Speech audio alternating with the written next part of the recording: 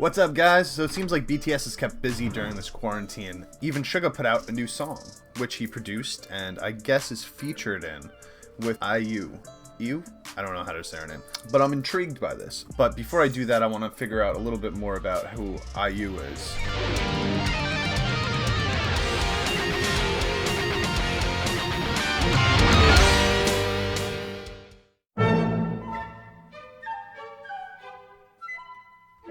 Okay, Lee Ji-yoon. Born in 1993, okay, so that makes her 26. So she was poor when she was a kid, and lived apart from her parents because they were so poor. But she realized how great of a singer she was at a sports game at her school, when everybody applauded greatly. She came out with her first single in 2000. 2008?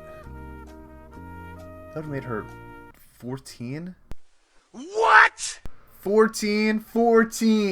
What? So she started acting in 2010, so she became a pretty famous actress also. She is a cutie pie. She's won over 70 awards since her debut in 2008. She's charitable and philanthropic, one of the highest earning celebrities in all of South Korea.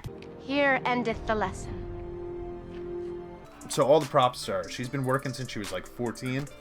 She's a beast. Baller. IU. So I had heard of her in the past, but I had never, like, you know, done any research or anything like that. But where I initially heard of her was, I believe that she was really close with Sully, the girl that committed suicide last year from FX. Yeah, I believe she was also friends with the guy John Hyun from Shiny, I think the name of the group was. I've never heard them before, but I believe he was another idol that committed suicide. Her relationships aren't lasting, so she's probably pretty broken at this point. As always, the first time that I watch it, I'm going to be appreciating the sounds, and that's it. And then I'm going to watch it a second time, pay more attention to the lyrics, the video, the story, stuff like that. Okay? I just don't have the brain capacity to do both at the same time.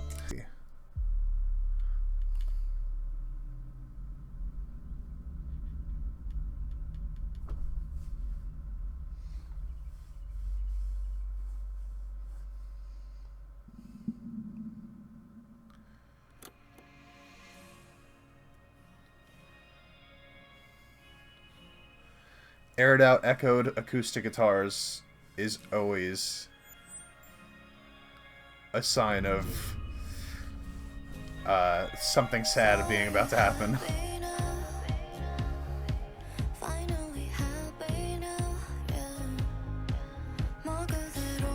We got a nice...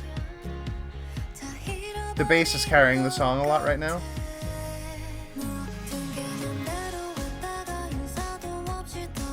She's got a very airy voice. Look at how huge she is, though. Good lord.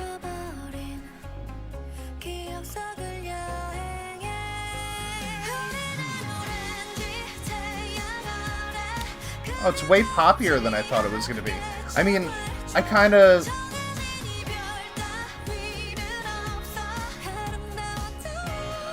thought from the acoustic guitars in the beginning it was going to be like kind of slow throughout.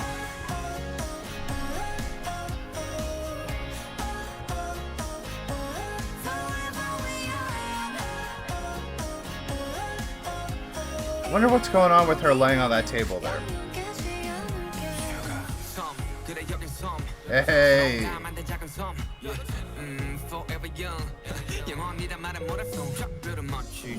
This all became CGI when he started going.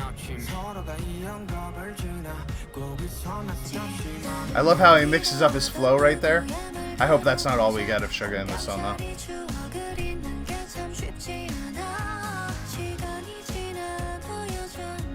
But he produced this, right?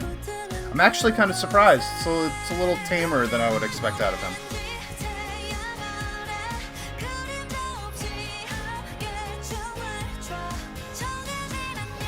I like the art style too, how it keeps changing. It's almost gotten more cartoony as it's gone on.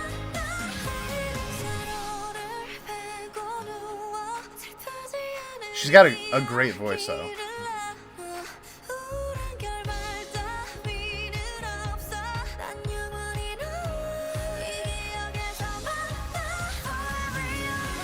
Crying.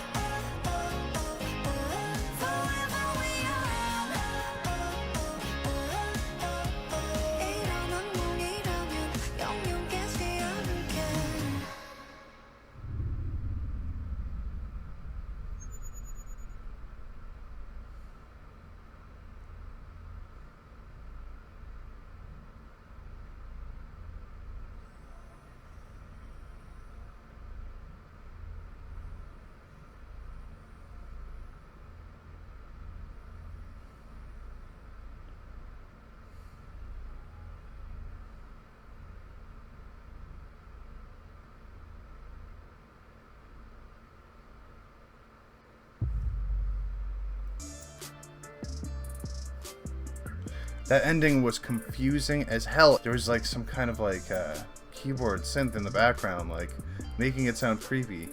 And then she smiled, but then the smile quickly went away from her face. I really like her voice. I think she's got a great airy way of singing. It kind of lends itself to that emotion that she's trying to get across. Everything in that song almost had like a bit of an echo. So it was like her voice had a bit of it. The acoustic guitar, the synthesizer. It was almost like she was trying, or he, I guess Suga was producing this, was trying to give off an element of distance. The song itself, just from like a sound standpoint, honestly, it didn't blow me away. It was catchy, it was nice, it was soothing, you know? It was like very calming. And it had sort of like a hopefulness to it. Suga's part was too short, man. Too short. Not enough Suga. I throw that out there right now. I wanted one more verse. Like, his verse was so short. What was it, like 10 seconds long? 12 seconds long, maybe? And he only showed up the one time. And I know he's producing it. I know this is her song, but like, I don't know, just typically speaking, when there's a feature of somebody, especially if they're the producer of the song, I'd expect it to be a little bit more prominent. Let's see if the story and the lyrics can change my mind a little bit. See, I have a feeling that this whole song is really about the lyrics, you know? It's not necessarily about being impressed musically. So, I'm willing to keep my mind open for a second listen.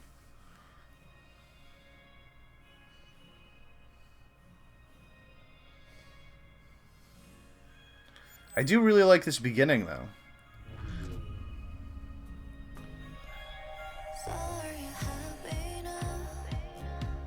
I didn't even realize this was English.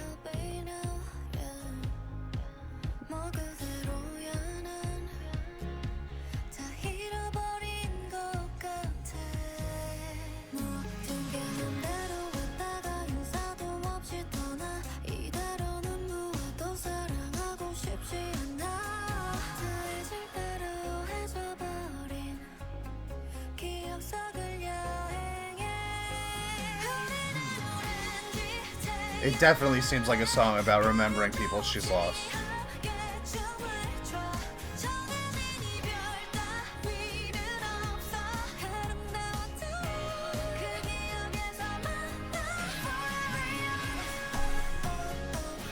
Let me just say, I barely even noticed her hitting those notes in the chorus before, and I want to hear that again, because I thought that was pretty wicked, actually.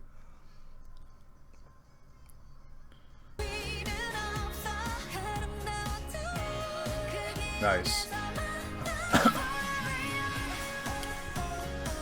So, she says there's not even any breakups, or you're not always promised a breakup, and I'm wondering if that is supposed to imply that the people that have left her in the past, she had no idea that that was going to happen. You know, they just disappeared out of her life.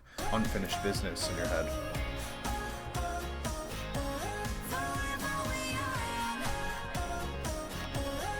Forever We Young. See, and I think that's talking about how her memories with those people. Well, sorry, Forever We Young is it's the memories that she has of these people. They'll always remain young because they're not going to grow up, and she'll always remember them from this era. It's very sad. This is very sad. I like it already. More of the second time around.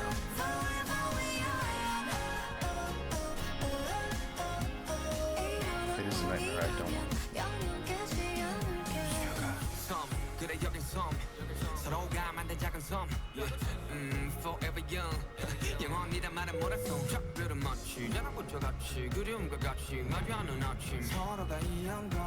Pass through eternity again to see you.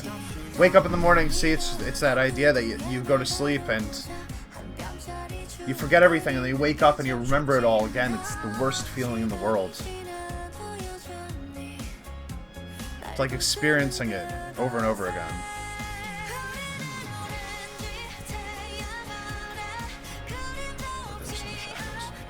I wonder if she's talking about heaven.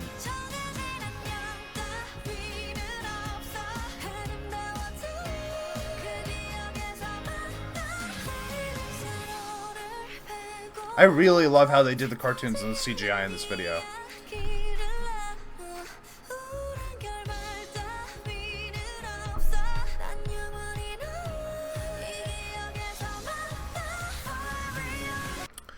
Okay, so I didn't really understand the transition to these characters here. I'm assuming that the girl in the white dress is supposed to represent Sully. But I haven't seen the other ones in the video, so I could be completely wrong. She could just be representing IU herself.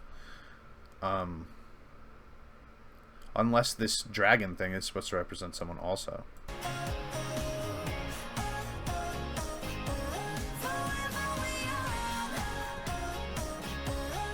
That's Sully. She's watching.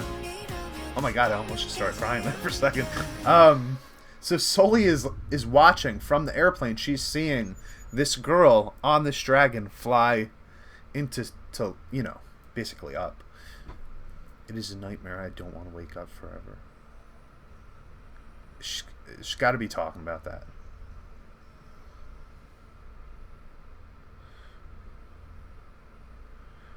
And this thing right here, is she... Let me ask you guys something. Do you think that this video is supposed to show her entering some sort of like virtual world via this machine that she goes in the beginning and is leaving at the end, and it's helping her access her memories of these people so that she can visualize them again as opposed to just thinking about them?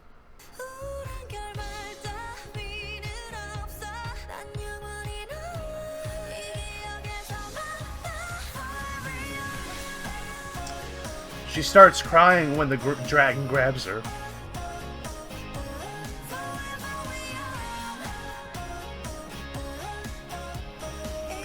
And she looks like she's crying in the airplane too. Yeah, so I just scrolled down into the comments here after I finished watching that. And the top comment is, this song is directed to Sully, Guhara, and Jungyeon, who left us very young. The girl in the white dress is Sully, and the dragon is Jungyeon. That's pretty much what I was saying. And as you see that, you could see IU crying. I have to stop watching these emotional songs because clearly whatever's happened to me in the last month, I'm no longer able to control my emotions on camera. The song itself was so much more improved after I watched the lyrics, but I will say this is not the type of song that I'm going to listen to on my own time. This is the type of song that while I'm watching the video and I'm reading the lyrics, I'm going to feel something for it. From the sound perspective, it doesn't really do it for me. And also because I don't feel like just randomly bursting out crying in my car thinking about how this girl has lost all of her friends. Jesus! People, what is happening with all the K-pop that I've been watching lately? I originally got into this stuff because I thought it was fun and new and happy and ooh! And I just listened to 3 songs in a row that all made me want to cry. Alright, anyway, I'm done. I gotta go work. 안녕.